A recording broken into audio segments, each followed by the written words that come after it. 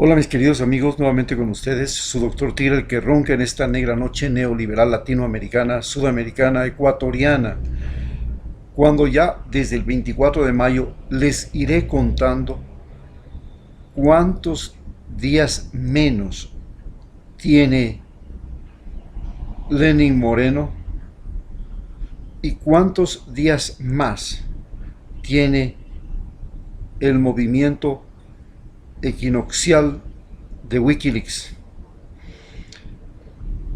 El movimiento equinoccial de Wikileaks procura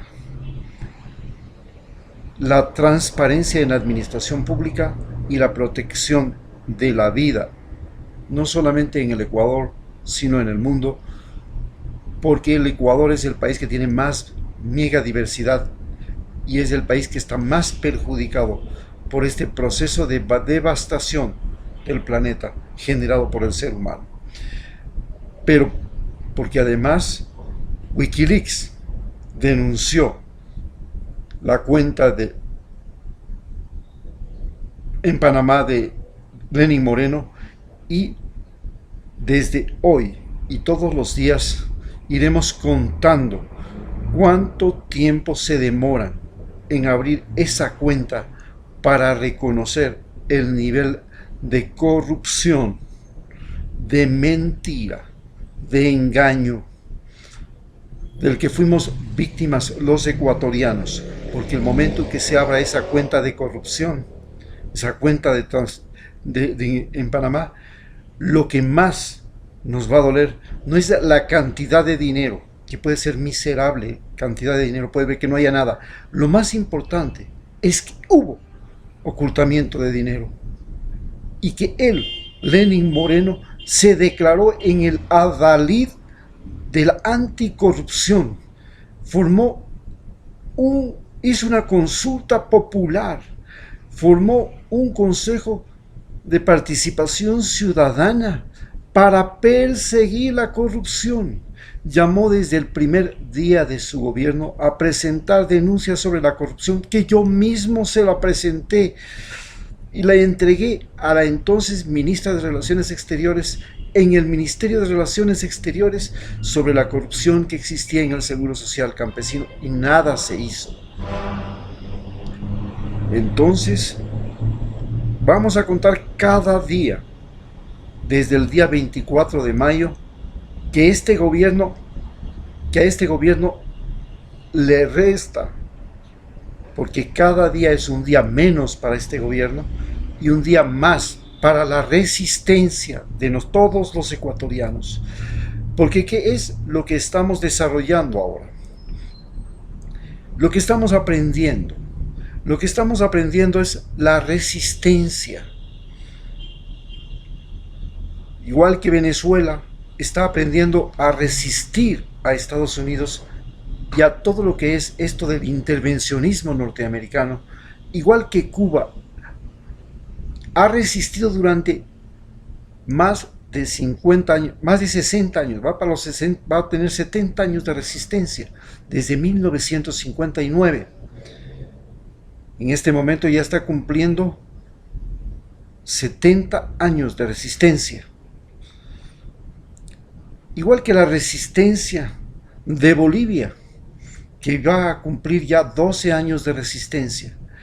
E igual que esta resistencia que renace en Argentina con Cristina Fernández, y la resistencia que en este momento se encuentra aplacada en Brasil, donde a Lula se la tiene en la cárcel. ¿Qué es lo que estamos haciendo? Estamos aprendiendo a resistir. ¿Y cuál es el arma? ¿Y contra qué estamos aprendiendo a resistir? Estamos aprendiendo a resistir contra dos nuevas herramientas de dominación y subyugación que se han puesto en práctica sobre los ecuatorianos. La una es la justicia, que dejó de ser justicia y se convirtió en un sistema de persecución. Y la otra es la prensa, que dejó de ser un garante de la verdad, de la realidad, del conocimiento, que dejó de ser el lugar donde todos nos informábamos para saber cuál es el paso inmediato que teníamos que dar, qué pasaba con el clima, con la seguridad, con las leyes, con la policía, con todo lo que lo que es la vida de los ecuatorianos, y pasó a convertirse solamente en un panfleto. La prensa ecuatoriana es una prensa panfletaria.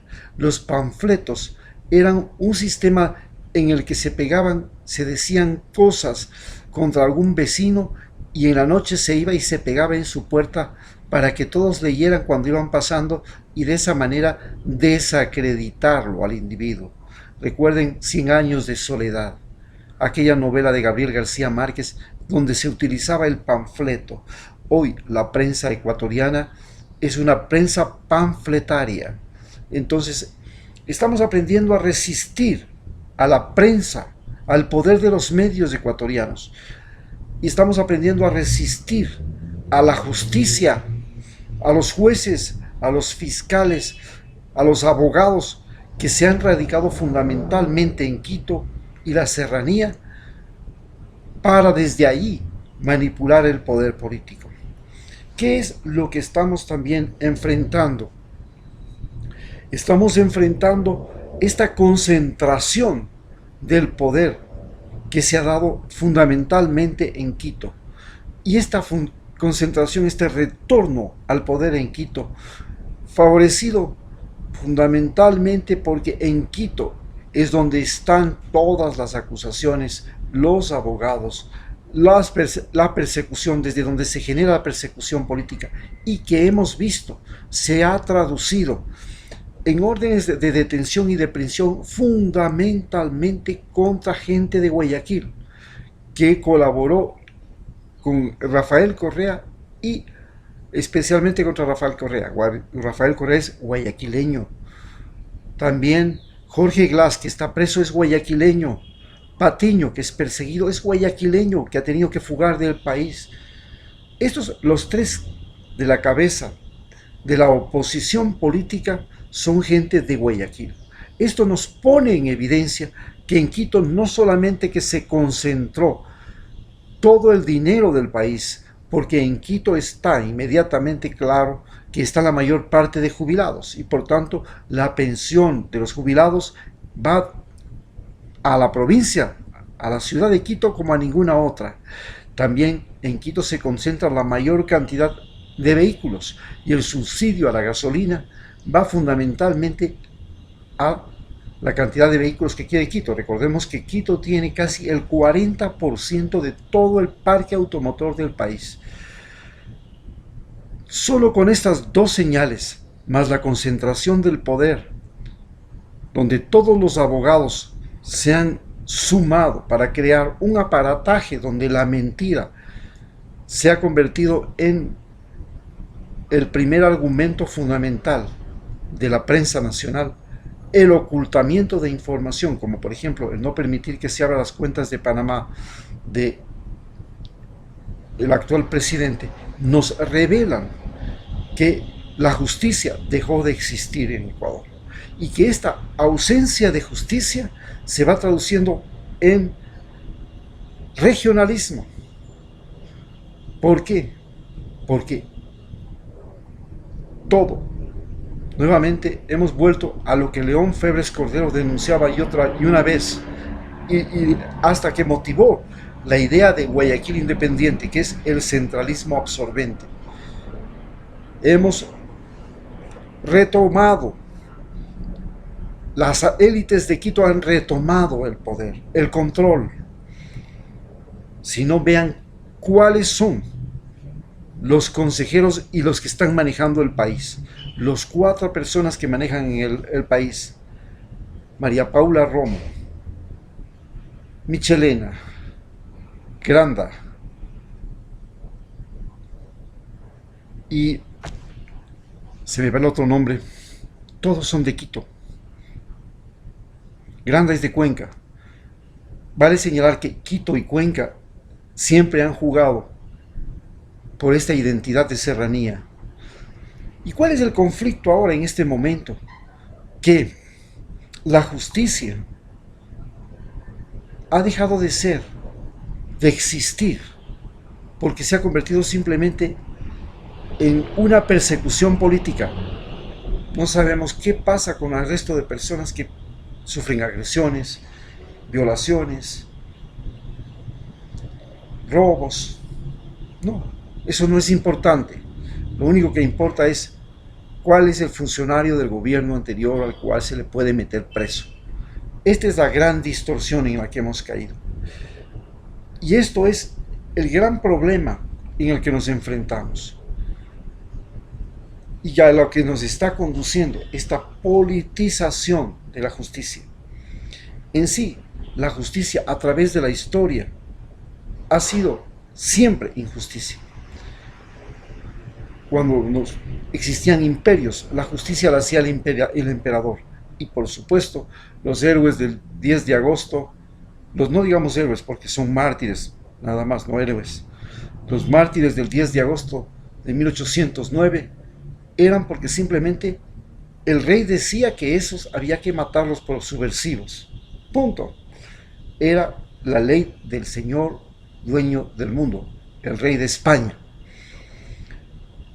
Cuando llegó la Iglesia Católica, todo idólatra era quemado, las brujas eran quemadas, los chamanes eran perseguidos, las personas ateas eran quemadas y apedreadas aquí en el Ecuador, los evangélicos eran también perseguidos. Entonces la justicia era la palabra del señor cura. Hoy, la justicia en el Ecuador es la palabra del partido político o de los amigos del presidente que están en el poder. Es la palabra de los amigos del presidente que están en el poder. Eso es lo que estamos pidiendo. El presidente mismo, con su propio dedo, ha puesto jueces, ha puesto fiscales, utilizando la estrategia del Consejo de Participación Ciudadana. Y de esa manera, hoy, la justicia ya no existe en el Ecuador y se ha convertido en regionalismo, en persecución, en discriminación. Y por suerte, la justicia internacional le ha dicho y nos ha revelado que eso es incorrecto. Por eso la orden de captura a Rafael Correa no se cumple. Interpol señala que la justicia en el Ecuador es incorrecta y lo ha hecho 3 veces. 3 veces ha reclamado por eso. Y ahora se inventan nuevas acusaciones. Y aunque no fueran inventos, el hecho mismo de que se encontraron financiamientos, sí, posiblemente los de Alianza País, que sí eran unos hijos de su madre, por eso la mayor parte de asambleístas de Alianza País se convirtieron en traidores. ¿Tienen que irse a la cárcel por hacer trampas para ganar elecciones? Sí, estamos de acuerdo que tienen que irse. Y sabemos que estas investigaciones tienen que terminar en aquellos que financiaron la campaña de Lenín Moreno. Y también Lenín Moreno tiene que irse a la cárcel porque recibió financiamiento ilegal para su campaña. Es ilegal en Ecuador porque en Estados Unidos existe libertad de gasto electoral y cualquier compañía transnacional, Google, Apple, los Rockefeller, las compañías petroleras pueden financiar a un presidente y allá no es ilegal. Aquí en Ecuador sí, se supone que es ilegal recibir dinero para las campañas electorales. Pero si los de Alianza País, que todos sabemos quiénes son, esos asambleístas pillos, fueron los que hicieron para poder ser asambleístas como lo son ahora, extorsionaron a las empresas o recibieron dinero de las empresas, tienen que irse a la cárcel. Todos esos asambleístas pillos que están ahora en el Parlamento tienen que irse, y tiene que irse preso también Lenín Moreno. Todos tienen que irse a la cárcel, esos asambleístas pillos. Lo que sí puedo decir con absoluta certeza es que Rafael Correa no necesitaba de dinero para ganar las elecciones. Él tenía ganada la voluntad de todos los ecuatorianos porque era un hombre creíble, simplemente por eso, porque lo que pensaba, lo que decía y lo que hacía tenían coherencia, no eran incoherentes como el presidente actual, que lo que piensa, dice y hace son completamente cosas diferentes. Rafael Correa era un hombre coherente y ese carisma venía de esta coherencia, como Cristo, que lo que pensaba, lo que decía y lo que hacía guardaban relación, eran coherentes.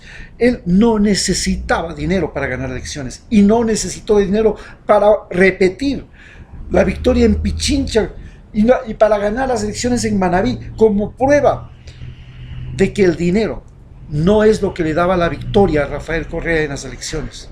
Muchas gracias.